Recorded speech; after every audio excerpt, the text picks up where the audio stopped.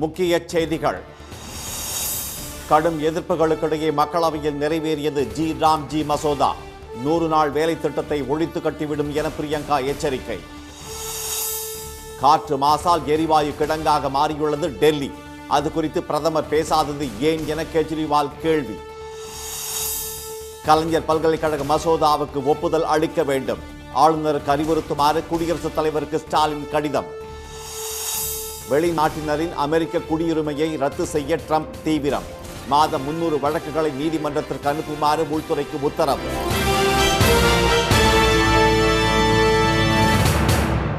வணக்கம். எதிர்க்கட்சிகளின் கடும் எதிர்ப்புகளுக்கிடையே மக்களவையில் மத்திய அரசு நிறைவேற்றிய ராம்ஜி மசோதா மகாத்மா காந்தி தேசிய ஊரக வேலை உறுதி திட்டத்தை ஒழித்து கட்டிவிடும் என காங்கிரஸ் பொதுச் செயலாளர் திருமதி பிரியங்கா காந்தி எச்சரித்துள்ளார். கடந்த 2005ஆம் ஆண்டு காங்கிரஸ் தலைமையிலான ஐக்கிய முற்போக்கு கூட்டணி அரசு மகாத்மா காந்தி தேசிய ஊரக வேலை உறுதி திட்டத்தை கொண்டு வந்தது. அதன்படி கிராமப்புற மக்களுக்கு வாழ்வாதாரம் அளிக்கும் வகையில் ஆண்டுக்கு 100 நாட்களுக்கு வேலை வழங்கப்பட்டு வருகிறது. இந்த திட்டத்தின் பெயரை விபிஜி ராம்ஜி என்ற பெயர் மாற்றி பல்வேறு மாற்றங்களை செய்ய வகை செய்யும் மசோதாவை மக்களவையில் மத்திய அரசு தாக்கல் செய்தது. இதற்கு எதிர்க்கட்சிகள் கடும் எதிர்ப்பு தெரிவித்த நிலையில் கடும் அமளிக்கிடையே இந்த மசோதா நேற்று நிறைவேற்றப்பட்டது. இந்நிலையில் நாடாளுமன்ற வளாகத்தில் செய்தியாளர்களிடம் பேசிய காங்கிரஸ் பொதுச் செயலாளர் திருமதி பிரியங்கா காந்தி இந்த மசோதா ஏழைகளுக்கு எதிரானது என்றும் அதற்கு எதிராக தொடர்ந்து போராடுவோம் என்றும் கூறினார். இந்த மசோதா 100 நாள் வேலை திட்டத்தை இன்னும் சில மாதங்களில் ஒழித்து கட்டிவிடும் என்றும் இந்த மசோதாவில் 100 நாட்கள் என்பதற்கு பதில் 125 நாட்கள் வேலை வழங்கப்படும் என தெரிவிக்கப்பட்டிருப்பது ஏமாற்றும் தந்திரம் என்றும் அவர் தெரிவித்தார். जो समझदार आदमी है, जो ये 100 दिन से 125 दिन वाला जो है ये चालाकी है. अगर इस बिल को कोई भी पढ़ेगा ये साफ स्पष्ट समझ आएगा कि इस बिल से आने वाले महीनों में ये पूरी स्कीम खत्म हो जाएगी. இந்த திட்டத்துக்கான நிதி சுமையை மாநிலங்கள் மீது சுமத்தும் அந்த கணத்தில் இருந்தே இந்த திட்டம் படிப்படியாக முடிவுக்கு வந்துவிடும் என்றும் இவ்வளவு பெரிய நிதி சுமையை மாநிலங்கள் மீது சுமத்துவதில் இருந்தே இது நன்றாக தெரிகிறது என்றும் திருமதி பிரியங்கா காந்தி கூறினார். முன்னதாக இந்த மசோதாவை ஆதரித்து பாஜக உறுப்பினர்கள் திரு சிவராஜ் சிங், திரு அஜய் பட் ஆகியோர் பேசினர். விவாதத்தில் பேசிய திரு அஜய் பட் வேலையில்லா திண்டாட்டம், குடும்ப கஷ்டம், விவசாயிகளுக்கு சிக்கல், பசு பால் கொடுக்க மறுத்தல் என எந்த ஒரு பிரச்சனையாக இருந்தாலும் ஸ்ரீராம் ஜெய்ராம் என உச்சரித்தாலே அனைத்து பிரச்சனைகளும் தீர்ந்துவிடும் என்று கூறினார். இது தொடர்பாக அவரது பேச்சு இணையத்தில் ட்ரெண்ட் ஆகி வருகிறது. உத்தராகண்ட் மாநிலம் நைனிடால் மக்களவை தொகுதியில் கடந்த முறை வெற்றி பெற்ற அவர் பாதுகாப்பு மற்றும் சுற்றுலாத்துறை இணையமைச்சராக பதவியேற்றார். ஆனால் 2024 மக்களவைத் தேர்தலில் அதே தொகுதியில் மீண்டும் வெற்றி பெற்ற போதிலும் அவருக்கு அமைச்சர் பதவி வழங்கப்படவில்லை என்பது குறிப்பிடத்தக்கது. டெல்லி காற்று மாசு குறித்து பிரதமர் திரு மோடி ஒரு வார்த்தை கூட பேசாதது ஏன் என முன்னாள் முதலமைச்சர் திரு அரவிந்த் கெஜ்ரிவால் கேள்வி எழுப்பியுள்ளார். நாட்டிலேயே அதிக காற்று மாசு மிகுந்த நகரமாக டெல்லி மாறியுள்ளது. அண்டை மாநிலங்களில் வைக்கோல் உள்ளிட்ட வேளாண் கழிவுகள் எரிக்கப்படுவதால் தலைநகரில் காற்று மாசு அதிகரிப்பதாக கூறப்பட்ட நிலையில் தீபாவளிக்கு பசுமை பட்டாசு வெடிக்க உச்சநீதிமன்றம் அனுமதி வழங்கியதே முக்கிய காரணமாக கூறப்படுகிறது. தீபாவளி முதல் தொடர்ந்து காற்று மாசு அதிகரித்த சூழலில் காற்றின் தரக்குறியீடு அபாய நிலையான 400 புள்ளிகளை தாண்டியது. இதனால் சுவாச கோளாறு, மூச்சு திணறல், தோல் அரிப்பு போன்ற பாதிப்புகளால் பொதுமக்கள் தவித்து வருகின்றனர். அதே நேரத்தில் டெல்லி பாஜக அரசு மேற்கொண்ட செயற்கை மழை திட்டமும் தோல்வியடைந்தது. இந்நிலையில் தலைநகரை திணறடிக்கும் காற்று மாசு பிரச்சனையில் டெல்லி அரசும் மத்திய அரசும் உரிய அக்கறை செலுத்தவில்லை என்று குற்றம் சாட்டியுள்ள திரு கெஜ்ரிவால் முந்தைய ஆம் ஆத்மி ஆட்சியில் டெல்லி இவ்வளவு கடுமையாக பாதிக்கப்பட்டது இல்லை என்றும் தெரிவித்துள்ளார். டெல்லி பாஜக அரசுக்கு அவப்பெயரை ஏற்படுத்த பஞ்சாபில் ஆம் ஆத்மி தொண்டர்கள் வேளாண் கழிவுகளை வேண்டுமென்றே எரிப்பதாக டெல்லி சுற்றுச்சூழல் துறை அமைச்சர் திரு மன்ஜிந்தர் சிங் சிர்சா கூறுவது அழுக்கான அரசியல் போக்கு என்று அவர் விமர்சித்தார். டெல்லி காற்று மாசு குறித்து பிரதமர் ஒரு வார்த்தை கூட பேசாதது ஏன் என்று கேள்வி எழுப்பிய திரு கெஜ்ரிவால் நமது நாட்டின் தலைநகரம் ஒரு எரிவாயு கிடங்காக மாறிவிட்டது என்றும் விமர்சித்துள்ளார். நமது பிரதமருக்கும் காற்று மாசு பிரச்சினைக்கும் எந்த தொடர்பும் இல்லாதது போல் மத்திய அரசு செயல்பட்டால் பிறகு மாசு அளவு எவ்வாறு குறையும் என்று அவர் கேள்வி எழுப்பியுள்ளார். டெல்லியில் காற்றின் தரக்குறியீடு 450க்கு மேல் தாண்டியுள்ளதாக அரசே கூறுவதை சுட்டிக்காட்டிய திரு கெஜ்ரிவால் உண்மையில் 800 குறியீடுகளை எட்டியிருக்கும் என்றும் ஆனால் பாஜக அரசு தரக்குறியீடுகளை மறைப்பதாகவும் குறிப்பிட்டார். இதனிடையே வாகனங்களுக்கு மாசு கட்டுப்பாடு சான்று இல்லாவிட்டால் பெட்ரோல் வழங்கப்படாது என்ற புதிய கட்டுப்பாடு டெல்லியில் அமலுக்கு வந்துள்ளது. கலைஞர் பல்கலைக்கழக மசோதாவுக்கு ஒப்புதல் அளிக்கும்படி குடியரசுத் தலைவர் திருமதி திரௌபதி முர்முவிடம் முதலமைச்சர் திரு மு.க. ஸ்டாலின் வலியுறுத்தியுள்ளார். சட்டமன்றத்தில் கடந்த ஏப்ரல் 24ஆம் தேதி முன்னாள் முதலமைச்சர் கலைஞர் பெயரால் கும்பகோணத்தில் பல்கலைக்கழகம் அமைக்கப்படும் என்று முதலமைச்சர் அறிவித்தார். அது தொடர்பான மசோதா ஏப்ரல் 29ஆம் தேதி ஒருமனதாக நிறைவேற்றப்பட்டு ஆளுநர் திரு ஆர்.என். ரவிக்கு அனுப்பப்பட்ட நிலையில் அவர் ஒப்புதல் வழங்காமல் குடியரசுத் தலைவருக்கு அனுப்பியுள்ளார். இதனால் கடந்த 7 மாதங்களாக மசோதா நிலுவையில் உள்ளது. இந்நிலையில் திருமதி திரௌபதி முர்முவுக்கு திரு ஸ்டாலின் எழுதியுள்ள கடிதத்தில் மசோதா மீது முடிவு எடுக்காமல் திருப்பி அனுப்பி வைக்க வேண்டும் அல்லது கையெழுத்திட்டு ஒப்புதல் அளிக்க வேண்டும் என ஆளுநருக்கு குடியரசுத் தலைவர் அறிவுரை வழங்க வேண்டும் என அவர் வலியுறுத்தியுள்ளார். எதிர்க்கட்சிகள் ஆளும் மாநிலங்களில் ஆளுநர்கள் வேண்டுமென்றே இது போன்று செய்கிறார்கள் என்று குறிப்பிட்டுள்ள திரு ஸ்டாலின், ஆளுநர் திரு ரவி பதவியை ராஜினாமா செய்ய வேண்டும் அல்லது மத்திய அரசு அவரை திரும்ப பெற வேண்டும் என்றும் வலியுறுத்தியுள்ளார். இதேபோன்று தமிழ்நாடு உடற்கல்வி மற்றும் விளையாட்டு பல்கலைக்கழக சட்ட திருத்த மசோதாவும் நிலுவையில் உள்ளதாக திரு ஸ்டாலின் சுட்டிக்காட்டியுள்ளார். இதனிடையே முதலமைச்சரின் கடிதத்தை டெல்லியில் குடியரசுத் தலைவர் அலுவலகத்தில் தமிழ்நாட்டைச் சேர்ந்த இந்தியா கூட்டணி எம்பிக்கள் நேரில் வழங்கினர். இதையடுத்து செய்தியாளர்களிடம் பேசிய மக்களவை திமுக குழு தலைவர் திரு டி.ஆர். பாலு, தமிழ்நாட்டில் புதிய பல்கலைக்கழகம் அமைவதற்கு பாஜக தொடர்ந்து முட்டுக்கட்டை போட்டு வருவதாக குற்றம் சாட்டினார். அவர் சட்டம் தெரிஞ்சு செய்கிறாரா இல்லையாங்கிறதுல விளையாட்டு புள்ள மாதிரி கவர்னர் செயல்பட்டு கொண்டிருக்கிறார். மிகப்பெரிய தன்னுடைய கடமையை சரிவர சரியான நேரத்தில் செய்ய வேண்டியதை செய்யாமல் தேவையற்ற முறையில் குடியரசுத் தலைவருக்கு அனுப்பி வைக்கிறார். குடியரசுத் தலைவரும் அதை கையில் வச்சிருக்க கூடாது. உடனடியாக அதை அனுப்பிச்சு கவர்னருக்கு அறிவுரை கூறி அது செயல்படுத்தணும். ஒரு மிகப்பெரிய கல்வி நிறுவனம் வர்றதை தடுத்து நிறுத்துறதா தானே அர்த்தம். அது சட்டமன்றத்தில் நிறைவேற்றப்படும் மசோதாவை குடியரசுத் தலைவரின் கருத்துக்கு அனுப்பும் முன் அது குறித்து சம்பந்தப்பட்ட மாநில அரசிடம் ஆளுநர் பேச்சுவார்த்தை நடத்த வேண்டும் என்று உச்சநீதிமன்றம் ஏற்கனவே அறிவுறுத்தியுள்ளதாக திரு பாலு கூறினார். கும்பகோணம், தஞ்சை, நாகை, அரியலூர், திருவாரூர் ஆகிய டெல்டா மாவட்டங்களைச் சேர்ந்த மாணவர்களின் உயர்கல்வி தேவையை பூர்த்தி செய்யும் வகையில் கும்பகோணத்தில் கலைஞர் பல்கலைக்கழகம் அமைக்க தமிழ்நாடு அரசு நடவடிக்கை எடுத்து வருவது குறிப்பிடத்தக்கது. அமெரிக்க குடியுரிமை பெற்ற ஆயிரக்கணக்கான வெளிநாட்டினரின் குடியுரிமையை ரத்து செய்ய ட்ரம்ப் நிர்வாகம் இலக்கு நிர்ணயித்துள்ளது இந்திய வம்சாவளியினரிடையே அதிர்ச்சியை ஏற்படுத்தியுள்ளது. கடந்த ஆண்டு ட்ரம்ப் அதிபராக பதவியேற்றது முதல் குடியேற்ற விதிகளையும் விசா நடைமுறைகளையும் கடுமையாக்கினார். வெளிநாட்டு ஊழியர்களால் அமெரிக்கர்களின் வேலைவாய்ப்பு பறிபோவதாக குற்றம் சாட்டிய அவர் H-1B விசா கட்டணத்தை இந்திய மதிப்பில் சுமார் 90 லட்சம் ரூபாயாக உயர்த்தினார். மேலும் இந்தியாவில் இம்மாத இறுதியில் நடைபெறவிருந்த விசா விண்ணப்பதாரர்களின் நேர்காணல்கள் மார்ச் மாதத்திற்கு ஒத்திவைக்கப்படுவதாக அறிவிக்கப்பட்டிருந்தது. இந்நிலையில் புதிதாக அமெரிக்காவுக்கு வருபவர்கள் மட்டுமின்றி ஏற்கனவே குடியுரிமை பெற்று அமெரிக்காவில் வசித்து வரும் வெளிநாட்டினரையும் ட்ரம்ப் நிர்வாகம் குறிவைத்துள்ளதால் பல்வேறு கனவுகளுடன் அமெரிக்காவில் குடியேறியவர்களை பெரும் பீதியில் ஆழ்த்தியுள்ளது. வரும் 2026ஆம் ஆண்டு முதல் டீநேச்சுரலைசேஷன் என்ற பெயரில் மாதந்தோறும் குடியுரிமையை ரத்து செய்ய கோருதல் தொடர்பான 200 வழக்குகளை நீதிமன்றத்திற்கு அனுப்புமாறு குடியுரிமை மற்றும் குடியேற்றத்துறையின் களப்பணி அதிகாரிகளுக்கு உத்தரவிடப்பட்டுள்ளது. இதனால் வெளிநாடுகளில் பிறந்து சட்டப்படி அமெரிக்காவில் தங்கி குடியுரிமை பெற்றவர்கள் பெரும் கலக்கத்தில் உள்ளனர். அமெரிக்க சட்டப்படி மோசடி அல்லது பொய் தகவல் கொடுத்து குடியுரிமை பெற்றிருந்தால் மட்டுமே அதனை ரத்து செய்ய முடியும். ஆனால் தற்போது ட்ரம்ப் நிர்வாகம் பிறப்பித்துள்ள உத்தரவுப்படி சிறிய தவறுகள் அல்லது தெரியாமல் செய்த பிழைகளுக்கும் குடியுரிமை பறிக்கப்படும் அபாயம் ஏற்பட்டுள்ளது. H-1B விசா போல் இந்த முடிவும் இந்தியர்களையே அதிகம் பாதிக்கும் என கூறப்படுகிறது. எம்ஜிஆர் முகமூடி அணிந்து வந்தாலும் மக்கள் வாக்களிக்க மாட்டார்கள் என்று தவேக தலைவர் திரு விஜயை அதிமுக நிர்வாகிகள் சாடியுள்ளனர். சென்னை கீழ்ப்பாக்கத்தில் உள்ள தேவாலயத்தில் நடந்த கிறிஸ்துமஸ் விழாவில் கலந்து கொண்ட அதிமுக பொதுச் செயலாளர் எடப்பாடி திரு பழனிசாமி, ஆட்சியில் இருந்தாலும் இல்லாவிட்டாலும் சிறுபான்மை மக்களின் அரணாக அதிமுக திகழ்வதாக தெரிவித்தார். அதிமுக ஆட்சியில் சிறுபான்மை மக்களுக்கு வழங்கப்பட்ட நலத்திட்ட உதவிகளை பட்டியலிட்ட அவர் தேர்தலில் உறுதியான கூட்டணி அமைக்கப்படும் என்றார். ஜாதி மதங்களுக்கு அப்பாற்பட்டு உண்மையான மதச்சார்பற்ற சமூக நல்லிணக்கத்தை பேணுகின்ற தமிழக மக்களின் வளர்ச்சிக்காக தொடர்ந்து பாடுபடுகின்ற அனைத்து இந்திய அண்ணா திராவிட முன்னேற்ற கழக கூட்டணி ஆதரிக்கும்படி அன்போடு வேண்டுகிறேன். கட்சிகளிடையே ஏற்படுத்தப்படும் தேர்தல் கூட்டணி தேர்தலில் வெற்றி பெற செய்யப்படும் ஒப்பந்தம் மட்டுமே என்றும், ஆனால் கொள்கை கட்சியின் உயிர்மூச்சு போன்றது என்றும் திரு எடப்பாடி கூறினார். எம்ஜிஆர் முகமூடி அணிந்து வந்தாலும் மக்கள் வாக்களிக்க மாட்டார்கள் என்று திரு விஜயை விமர்சனம் செய்த முன்னாள் அமைச்சர் திரு ஜெயக்குமார், முளைத்து 3 இலை விடாதவர்கள் ஆலமரம் மாதிரி இருக்கும் அதிமுகவை குறை சொல்லலாமா என்றும் கேள்வி எழுப்பினார். உயர உயர பறந்தாலும் ஊர்க்குருவி பருந்தாகாது என திரு ஜெயக்குமார் சாடினார். உயர உயர பறந்தாலும் பருந்தாகி விட முடியுமா? பருந்தாகி விட முடியாது. இது பொதுவாக நான் சொல்றது. களத்தில் இல்லைன்றது எங்களை குறிப்பில்லை. ஆனால் அவர் மனசில் எங்களை குறிப்பிட்டு சொல்றதா இருந்தா அவருக்கு மட்டும் நான் சொல்லிக்கிறேன்.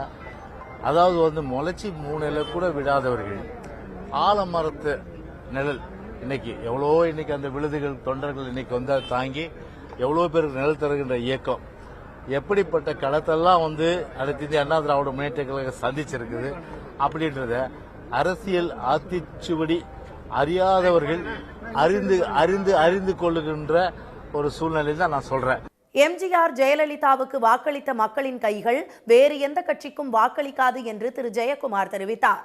தத்துவம் கிடையாது, களத்தில் இல்லாத கட்சி என்று திரு விஜய் எங்களை சொல்லவில்லை என்று அவர் கூறினார். தமிழ்நாட்டில் வரைவு வாக்காளர் பட்டியலை தேர்தல் ஆணையம் இன்று வெளியிட உள்ளது. பீகாரை தொடர்ந்து தமிழ்நாடு, புதுச்சேரி, மேற்கு வங்கம் உள்ளிட்ட 12 மாநிலங்கள் மற்றும் யூனியன் பிரதேசங்களில் வாக்காளர் பட்டியல் சிறப்பு தீவிர திருத்த பணிகள் நவம்பர் 4ஆம் தேதி தொடங்கியது. இந்த பணிகள் டிசம்பர் 4ஆம் தேதி நிறைவடைய இருந்த நிலையில் இருமுறை நீட்டிக்கப்பட்டு கடந்த 14ஆம் தேதி வரை பூர்த்தி செய்யப்பட்ட விண்ணப்பங்கள் பெறப்பட்டன. தமிழ்நாட்டில் உள்ள 6,41,00,000 வாக்காளர்களுக்கும் வீடு வீடாக சென்று கணக்கீட்டு படிவங்களை வழங்கி பூர்த்தி செய்த பின்னர் இணையத்தில் பதிவேற்றம் செய்ததாக தேர்தல் ஆணையம் தெரிவித்தது. இதையடுத்து சிறப்பு தீவிர திருத்தத்திற்கு பிறகு வரைவு வாக்காளர் பட்டியல் இன்று வெளியாகிறது. சென்னையில் தலைமை தேர்தல் அதிகாரி திருமதி அர்ச்சனா பட்நாயக் வரைவு வாக்காளர் பட்டியலை பிற்பகல் 2 மணிக்கு வெளியிட உள்ளார். இதேபோல் பிற மாவட்டங்களில் மாவட்ட தேர்தல் நடத்தும் அலுவலர்கள் வரைவு வாக்காளர் பட்டியலை வெளியிட உள்ளனர். இதனிடையே இறந்தவர்கள், இடம் மாறியவர்கள் மற்றும் இரட்டை பதிவுகள் என தமிழ்நாடு முழுவதும் 97 லட்சத்திற்கும் மேற்பட்டோர் நீக்கப்பட வாய்ப்பு உள்ளதாக கூறப்படுகிறது.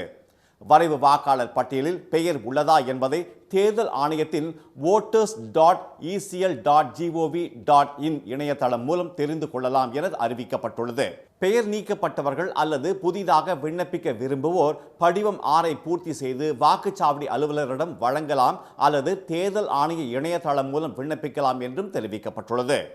100 நாள் வேலை திட்ட பெயர் மாற்றத்தை எதிர்த்து தமிழ்நாடு முழுவதும் காங்கிரஸ் கட்சியினர் மத்திய அரசை கண்டித்து போராட்டத்தில் ஈடுபட்டனர். எதிர்க்கட்சிகளின் கடும் அமளிக்கு இடையே 100 நாள் வேலை திட்டத்திற்கு மாற்றான விக்சித் பாரத் ஜி மசோதா மக்களவையில் நேற்று நிறைவேற்றப்பட்டது. இதில் இருந்த மகாத்மா காந்தி பெயரை நீக்கிவிட்டு வேறு பெயர் சூட்டப்பட்டதற்கு காங்கிரஸ் உள்ளிட்ட பல்வேறு கட்சிகள் கடும் எதிர்ப்பு தெரிவித்து வருகின்றன. இதன் தொடர்ச்சியாக சென்னை அண்ணா சாலையில் காங்கிரஸ் கட்சியினர் ஆர்ப்பாட்டத்தில் ஈடுபட்டனர். இந்த ஆர்ப்பாட்டத்தில் திமுக, திராவிடர் கழகம் உள்ளிட்ட பல்வேறு கட்சிகள் கலந்து கொண்டனர். தேசத்தின் தந்தை காந்தியின் பெயரை மன்ரேகா திட்டத்தில் நீக்காதே, மன்ரேகா திட்டத்தில் நீக்காதே. ஒன்றிய பாசிச பிஜேபி அரசு திணிக்காதே, திணிக்காதே. மன்ரேகா திட்டத்தின் மொத்த செலவை, மன்ரேகா திட்டத்தின் மொத்த செலவை மாநில அரசுகள் மீது திணிக்காதே. மதவெறியனாக இருக்கக்கூடிய அந்த கோட்ஸே காந்தியாரை துப்பாக்கி குண்டுகளால் சுட்டதை விட இதன் மூலமாக இந்த மாநில உரிமைகளை சுட்டுக் கொண்டிருக்கிறீர்கள், ஜனநாயகத்தை சுட்டுக் கொண்டிருக்கிறீர்கள். ஜனநாயகத்தினுடைய கடைசி தூண்கள், கடைசி ஆணிகளை கூட நீங்கள் அடித்து தாங்களே பாசிசவாதிகளை ஆகியிருக்கிறீர்கள். இதை ஒருபோதும் தமிழ்நாடு மட்டுமல்ல இந்தியாவும் சகிக்காது. சிறுமைப்படுத்தி பார்த்து மகிழ்ச்சி அடையலாமா? இதுதான் யாரோ சொன்னா, நான் கடலில போய் பார்த்து கொஞ்சம் தண்ணியை எடுத்து இந்த கடலை நான் வற்ற வைக்கிறேன் பாருங்கள் என்று சொன்னான். அதுபோல் மோடியும் அமித்ஷாவும் RSS கும்பலும் நம்முடைய மகாத்மா காந்தியை அடிக்கடி சீண்டி பார்ப்பது, தொட்டு பார்ப்பது. படுபாதகர்கள் அவரை சுட்டு படுகொலை செய்தார்கள். படுகொலை செய்த பிறகு கூட இன்னும் அந்த வெறி அடங்கவில்லை. அவர் பெயர் கூட எங்கும் இருக்கக்கூடாது என்பதில் தெளிவாக இருக்கிறார்கள். அதுதான் ஜி என்ற அந்த திட்டத்தை மாற்றுகிறார்கள். இதேபோல திண்டுக்கல் மாவட்டத்தில் உள்ள மணிக்கூண்டு அருகே காங்கிரஸ் கட்சியினர் கண்டன ஆர்ப்பாட்டத்தில் ஈடுபட்டனர். அப்போது ஒன்றிய அரசுக்கு எதிராக கண்டன முழக்கங்கள் எழுப்பப்பட்டன. புதுக்கோட்டை மேலராஜ வீதியில் உள்ள தலைமை தபால் நிலையம் முன்பு நடந்த போராட்டத்தில் 100க்கும் மேற்பட்டோர் கலந்து கொண்டு எதிர்ப்பை பதிவு செய்தனர். மத்திய அரசின் காப்பீட்டுத் துறையில் 100% அந்நிய நேரடி முதலீடு மசோதா அமெரிக்காவிற்கு மண்டியிட்டு அவர்களது லாப வெறிக்கு இந்திய மக்களின் சேமிப்பை திறந்துவிடும் வகையில் உள்ளது என்று அகில இந்திய இன்சூரன்ஸ் சங்க இணைச் செயலாளர் திருமதி கிரிஜா தெரிவித்துள்ளார். காப்பீட்டுத் துறையில் நேரடி அந்நிய முதலீட்டுக்கு அனுமதி அளிப்பதற்கு எதிராக கோவையில் உள்ள LIC அலுவலகம் முன்பு தொழிற்சங்கத்தினர் நேற்று ஆர்ப்பாட்டத்தில் ஈடுபட்டனர். மத்திய அரசுக்கு எதிராக முழக்கங்களை எழுப்பிய அவர்கள் காப்பீட்டுத் துறையில் அந்நிய முதலீடு திட்டத்தை கைவிட வேண்டும் என்று வலியுறுத்தினர்.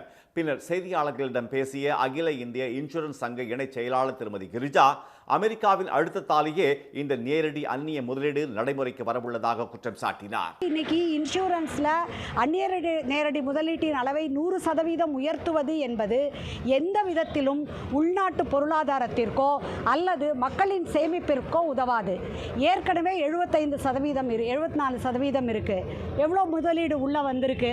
100% அந்நிய முதலீடு உள்நாட்டு பொருளாதாரத்திற்கோ மக்களின் சேமிப்பிற்கோ எந்த வகையிலும் உதவாது என்று திருமதி கிரிஜா தெரிவித்தார். மக்களின் பாதுகாப்பை உறுதி செய்ய வேண்டிய மத்திய அரசு அமெரிக்காவுக்கு மண்டியிட்டு அவர்களின் லாப வெறிக்கு இந்திய மக்களின் சேமிப்புகளை திறந்துவிடும் நடவடிக்கையை மேற்கொண்டு வருவதாக அவர் சாடினார். முட்டையில் தடை செய்யப்பட்ட ஆன்டிபயாட்டிக் மருந்துகள் பயன்படுத்தப்படுகிறதா என்று நாமக்கல் பகுதிகளில் உள்ள கோழி பண்ணைகளில் உணவு பாதுகாப்புத்துறை அதிகாரிகள் ஆய்வு நடத்தினர். முட்டை உற்பத்திக்காக தடை செய்யப்பட்ட நைட்ரோஃபியூரான் என்ற ஆன்டிபயாட்டிக் மருந்துகள் பயன்படுத்தப்படுவதாக செய்திகள் வெளியாகின. இதனால் அச்சமடைந்த மக்கள் முட்டை நுகர்வை தவிர்த்து வருகின்றனர். இதுகுறித்து விளக்கம் அளித்துள்ள நாமக்கல் மண்டல தேசிய முட்டை ஒருங்கிணைப்பு குழு, முட்டையில் எந்தவித நச்சுப்பொருளும் இல்லை என தெரிவித்தது. இந்நிலையில் நாமக்கல் மற்றும் சுற்றுப்பகுதிகளில் உள்ள 55 கோழி பண்ணைகளில் நேற்று உணவு பாதுகாப்புத்துறை அதிகாரிகள் ஆய்வு நடத்தினர். இதில் முட்டை மாதிரிகளை அதிகாரிகள் சேகரித்தனர். பின்னர் செய்தியாளர்களிடம் பேசிய உணவு பாதுகாப்புத்துறை அதிகாரி திரு தங்க விக்னேஷ், ஆய்வகத்திற்கு அனுப்பி முடிவுகள் வெளிவந்த பிறகு நடவடிக்கை எடுக்கப்படும் என்றார். உணவு பாதுகாப்பு அலுவலர்கள் 11 குழுக்களாக பிரிந்து நாமக்கல் மற்றும் சுற்றுவட்டார பகுதிகளில் உள்ள கோழி பண்ணைகளில் ஆய்வு மேற்கொண்டனர். ஒரு மாதிரிக்கு 10 முட்டைகள் வீதம் 55 மாதிரிகளை அவர்கள் சேகரித்தனர்.